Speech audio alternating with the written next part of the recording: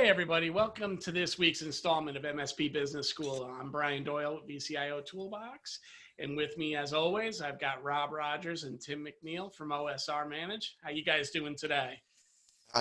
Doing chipper. Yeah, Chipper. doing great. Yeah. Doing great. Spectacular, Yeah. right? So anyhow, what we're going to talk about today a little bit is about the types of MSPs out there, but more importantly, what are the pros and cons of focusing on a specific vertical? There's a lot of MSPs that have certainly argued over the years that once they verticalized, they really started seeing some growth and started seeing some repetition within their processes and standards. But, what are the pros and cons of that? And what really drives somebody potentially to going to a vertical focus? So with that, Rob, Tim, which you'd like to kick off with your thoughts? So, I'll lead off here. It's hard. The vertical focus is dangerous. There's a lot of risk reward in going vertical, right? You do all this work, you're researching the vertical, and you're seeing if you can make it work in your little radius, in your territory, but you get one bad reputation, and then you have one bad client, and then your vertical starts to diminish. I don't know, I've never really been a fan of just going vertical. Now, I've been a fan of going several verticals, not trying to go all in on one, but going, some in a couple different directions. So the pros for it are you definitely get your processes on lockdown, right? That's just amazing. All your project proposals are cleaner, they're easier. And so that part's good. The cons are you're stuck in that industry. And then you're all in on that one little thing. So if anything goes sideways, think about the Northeast back in the 80s when, the Cold War ended and the whole defense industry just died up there, and you were in that industry, all of a sudden, So I know there's a lot of risk there, but you become known and you get a lot more word of mouth. So there's two sides of it there. Yeah, there are. First of all, you might have to explain what the Cold War was to the millennials. Yeah. To majority of the people listening. Yeah. There was a point in time we had battle with Russia, right? Right. Yeah. Yeah. But I mean, all kidding aside, right? You're hitting on some great points on the vertical. Tim, what are your thoughts? Yeah, I share some of the same concerns with Rob when it comes to focusing on one or two industries. I mean, look, the reality is we've worked with a ton of MSPs since we started OSR in different ways, different shapes, different forms. More often than not, people have come to us over the years to say, hey, we're vertical focused and we don't want to be anymore. Can you help us? As opposed to the other way around. Now it can work on both sides, right? Like Rob said, you get into an industry and you really understand what they do and how they do it, and you are the expert, and that's awesome. But then COVID-19 hits, and what is that industry? Are you still in business? Are you not still in business? You focused on healthcare. Okay, now all the hospitals are starting to swallow up the doctor's offices because of HIPAA. Then what do you do? Construction in Houston. Go. Now what happens, right? I mean, it's just a lot of things like that you just need to consider. It can be very rewarding, but it can be there's some risk there for sure. Yeah, I mean, I agree. Every vertical could be impacted by a economic type situation. Then you take what we've now ventured into, which is relatively new to us, where you've got this pandemic situation that's there. And depending on what your vertical is as a business, you could be on the upside or the downside of that, right? Yeah. We've heard about many businesses flourishing during this time of, COVID-19, but we also know places like Disney World might not open again until 2021. And if you've been, really hanging your hat on hospitality and entertainment, you might not have a way to generate revenue for a while, because even when these companies come back online, they're going to have to spend some time just toeing the water and treading to get back on their feet, as a result of this. So, there's certainly, pros and cons on both styles, right? Now let's shift gears a little bit to kind of more that generalist, or those folks that might have one or two verticals. They have a little bit more of a starting point. I mean, the reality for most MSPs is when they open up their shop and they put up their shingle, the first thing they do is take any business that comes their way, right? Mhm. It's one of the first things we talk about when you hit a maturation stage and you're working with business coaches. It's which clients can you fire now, right? Because they really don't fit your bill. But you've got to take that revenue when you're getting started, because you need the testimonials, you need experience, and you need to get it done. But the negative from that is you can get stretched pretty far and wide. So if you don't start reaching in deep and at least building pocket verticals, maybe we can call it, within your business, you're going to have at least a passing knowledge on so many different applications that interface with these different verticals. CRM is different from every industry. Even somebody that's using Salesforce, the customizations become different. ERP systems are different in construction than they are in manufacturing, than they are in other things. Oh, yeah. So you really start looking at yourself and saying, okay, yeah, everybody might be running on a Windows infrastructure, and maybe now it's all sitting up in Azure, and maybe they're using Office 365, and you got these core infrastructure tenants, but you still need to know so much more about that client to be able to really guide them and be that virtual CIO or trusted advisor to them in the big scheme of things. So, my question always is, well, how do you graduate from that? I'm taking on business to I'm moving forward, and then how do you choose what your pocket verticals should be? Just because you've got a lot of healthcare doesn't mean you're really good at it, right? So even if that's the case, did you just happen to pick up enough healthcare because you knew enough people in that industry? But realistically, you only have two customers in construction, and that's really where you're strongest, because you know that inside and out, and that's where you make your most profit too. So I don't know, what are you guys thinking about pocket verticals and really approach models for MSPs? I like the pocket vertical approach. That's how I feel more comfortable with that. And I'll give you a little pushback on that. I think if you do have the most in a specific vertical, even if it's not your best vertical, you need to learn how to get better in that vertical, right? Because you've controlled part of that market, right? So I would look and I would say, okay, how can I get better at this market? I have the most clients in this vertical, in this little area. I need to improve upon that. When I go into a prospect and they know that I have 4 of the top architecture firms in this area, then picking up number 5 is a lot easier than picking up number 2.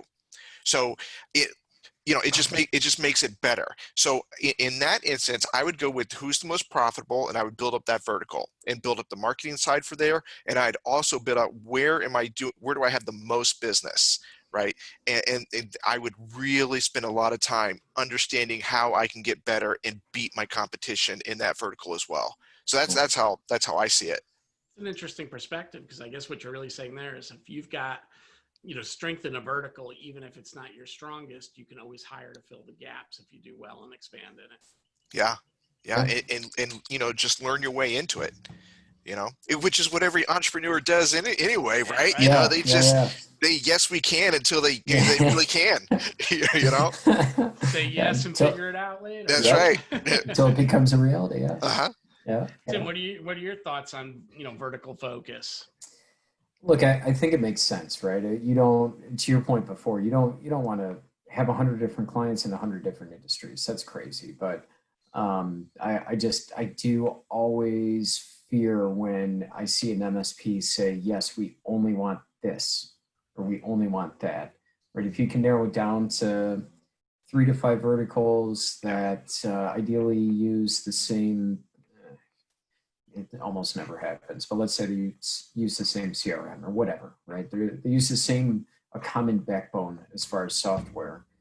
Then that's the best case scenario.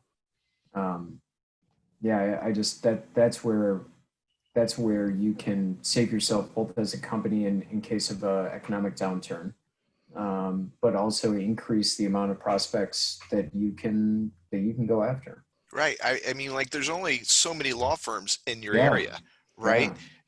And their contract end dates aren't going to be coming up all at the same time. So they're going to be staggered across the next 1 to 2 years. So you can't just be like, I'm law focused now.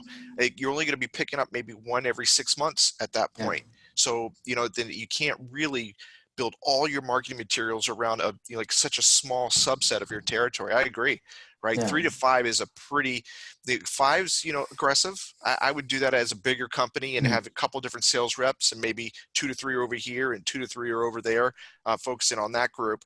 But, you've got to differentiate. You differentiate with the marketing drip, and you differentiate with your USP or your value, your proposition, and you go out there. I'd agree. 3 to 5 is a safe number once you're up to 2 sales reps. Well, and just one other point to that. I mean, look, the MSP industry as a whole is trending towards, look, I get it. You need to have a certain amount of seat count to really make it worth it. But everybody's seat count is creeping to 20 or more. Yeah. We all want that business. Yeah, everybody wants 20 or more. But the reality is, what a lot of people don't understand is 86.5% of the companies in the entire country are less than 20 employees. Not 20 computers, 20 employees. So take that, what is that, 13.5%, 12.5%, whatever it is, cut it in half, because that's really what you're looking at. And then you start picking out verticals from there to see within your territory what number gets sense. Pretty small pretty fast. Yeah. Right? Yeah, Competing for a it finite just does. So, as we're talking a little bit about that vertical focus, one of the things that I've seen is to be successful vertically too, you almost have to have a different marketing mindset, a different approach mindset. Rob, you were talking about, hey, if you chase lawyers, man, there's only so far you're going to be able to go in your backyard. Well, the problem is the world's got to become your backyard, or at least, if you're here in the States, the US has to be your backyard. I've got a client that focuses in the dental vertical, and what they've done to really make it is they're strictly remote access. They don't do feet on street. Everybody has to be in the cloud for 100% of their infrastructure, and they're chasing on a national footprint, right? So they're not being bound to that 50-mile radius that most MSPs cost effectively are in order to supply services when they're rolling trucks. And they're just saying, look, you got to fit in our box. This is how you have to look to work with us. If you're willing to do that, we're willing to take you on. And that's one area where I've seen verticals be successful. It's if they're willing to open up their footprint. They understand that might incur some different costs. You might have to have remote costs of Salesforce, workforce. You're going to incur a little bit more planes, trains, and automobiles along the way.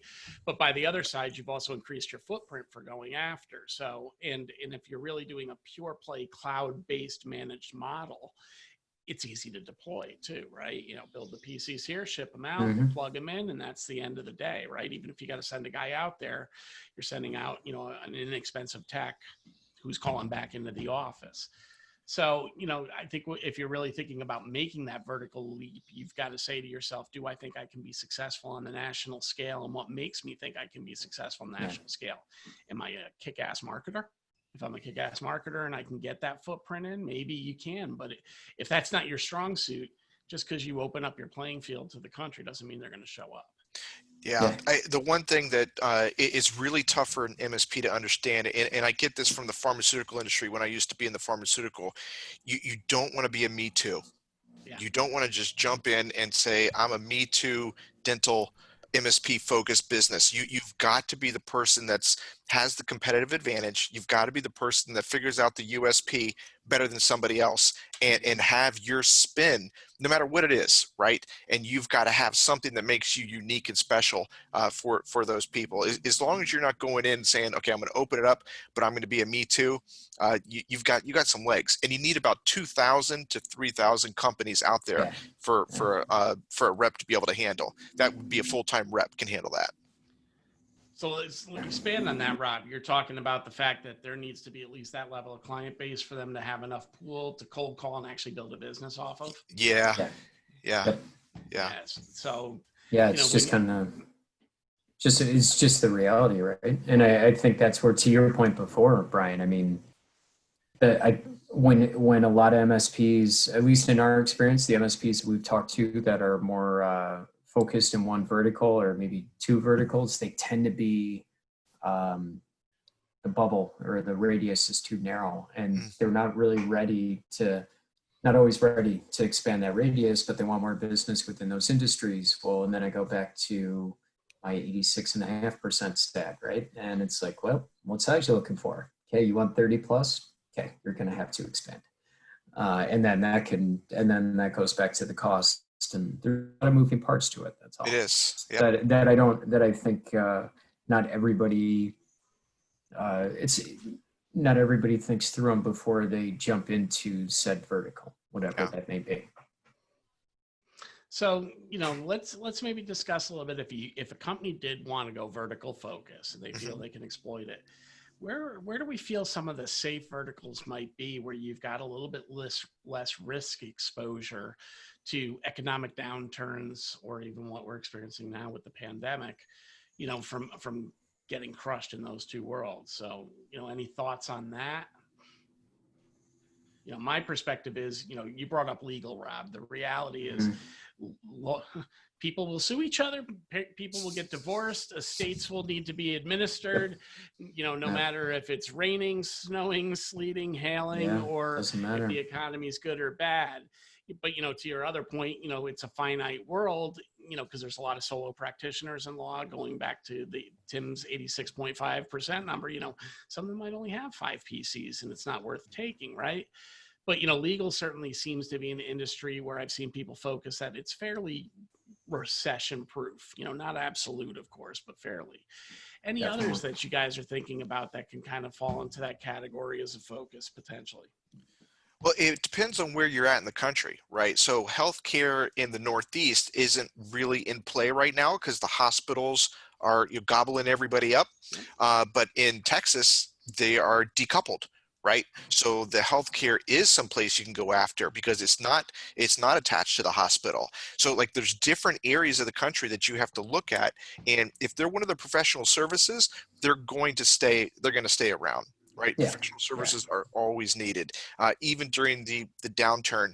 But, if you're going to do the vertical, also include the internals, right? Those people that have always done IT by themselves. And I think we're going to go into kind of a recession here. So just like we did before. And if we're going to be doing that, one of the verticals that's going to be opening up are, the internals, just anybody who always did IT all on their own. They're going to be looking for cost saving. You're going to be able to go in there and do your internal versus outsource. So, there's going to be more businesses in play coming up here in the next 6 to 12 months that people didn't really consider before. Yeah, I'd agree with that, and there's going to be internal plays available. There's also going to be merger and acquisition opportunities, which might be able to support some of your pocket verticals by going after some of those smaller MSPs that have some good relationships and have talent that aren't going to make it out of this process. Yeah. So, another strategy to building those pocket verticals can certainly be through that. We've got a few minutes left, guys. I mean, I think the moral of the story here is there's pros and cons on both sides to vertical and not vertical, but there's a little bit more danger and risk involved with, going to a vertical focus. And, if you're building out your pocket verticals, the average MSP, 2 to 3 is probably the right count on it. It's really tough to say that. And then we've, really also covered on the fact that if you're going to go vertical focus, look in your region. I was thinking to yourself, or when you were talking, Rob, I've got some clients out in the Midwest who really focus on agriculture. And even though there can be some downturns in agriculture, at the end of the day, people got to eat.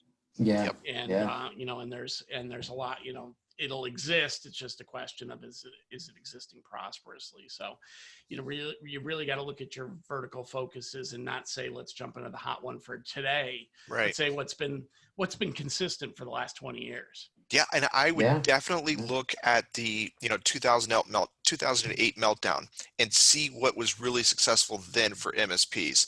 So, that would be where I kind of did my bench test, and I would talk to some of my peers and say, hey, what worked for you back then? What was a good vertical that really came out for you? And I can also just to add to that, and when I first entered into the MSP industry, it was in September of 2009. So it was in the middle of the recession, and I was Part of the reason I even went to the MSP industry is because I was sold on the fact that an MSP is recession proof. And the reason it's recession proof is because if you're in a recession, IT people are the first ones to go, but they still need support. So where do they go? They go to an MSP. I mean, there's a real play there right now. We're in the middle of a bit of in the middle of some madness right now, and unfortunately, people are going to lose their jobs when it comes to the IT space, and there's a real opportunity for MSPs to get in there, especially if they're vertical focused within those industries. I know that I'm telling my MSPs that I'm working with, if you're one of the smaller MSPs, you need to build your list and you need to be calling on your competitors in the area and just like building up your network, right? To your point, Brian, with the, mergers and acquisitions to build your vertical, for my larger MSPs, I'm saying to have a rep. Just building up that partnership and building up lead gen for your principals to go in there and have a chat. If you're small, you need to build up your own list and you need to reach out and start chatting with people. There's going to be changes coming down the pipe here pretty soon. People who can't handle the go to home model and then coming back model, all those responsiveness fails. There's money there. Oh, yeah. There's money, and you can build your vertical through an M&A pretty fast. So yeah, I think that was a brilliant idea, Brian. That was great. All right, guys. So we'll close out with this. Tim, Yeah. Generalist, pocket, or vertical? Somewhere in between generalist and a pocket. All right. Is what I would say. Oof, that's well, definitely verticals out. That's not even close. I would be, depending on your sides, I would go generalist to pocket, and pocket would be 2 to 3 per rep. Mm-hmm. Yep, and I've always been a pocket guy. When we ran our MSPs, we had 2 predominant verticals. Then we would take business only of a certain size and revenue amount if it was outside those verticals. So that's kind of my feeling. So I guess you could argue I'm giving a little generalist flair there too. But we tended to be pocket by nature. Yeah. All right, guys. Well, another great session. Appreciate you taking some time today. Appreciate all of you that are joining us for taking time out of your day to be part of MSP Business School. Hope you enjoyed today's lesson. The deans were happy to bring it to you. But we'll catch you next week. And until then, keep selling. Take it, fellas. Yeah, have a good week.